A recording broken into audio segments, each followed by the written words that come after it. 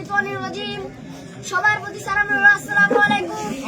আমাদের মাঝে উপস্থিত রয়েছেন আমার প্রিয় মোহাম্মদ বাবুল হাসান ভাই, এবং কি আমার সামনে উপস্থিত আছেন মোহাম্মদ রুহুল ভাই, এবং কি আমাদের জুনিয়র দলের সুপারস্টার দলের সভাপতি আছেন মোহাম্মদ মেরাজউদ্দিন কাকা, আরো আছেন জুনিয়র সুপারস্টার দলের সহ সভাপতি মোহাম্মদ রাহিম হাসান, এবং কি আমাদের জুনিয়র দলের সেক্রেটারি মোহাম্মদ শরীফ হাসান, তিনিও উপস্থিত আছেন।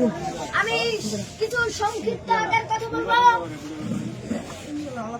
তাই বলি আমার ভাই ও বন্ধুগণ, আমরা বিগত 17 বছর যাবত অত্যাচার হয়েছে, ঠিক কিনা বেঠিক? হয়েছে এবং কি মারধর হয়েছে, বিএনপির প্রতিবাদ করতে গেলে দুষ হয়েছে, বলেন ঠিক কিনা বেঠিক? আমার ভাইরা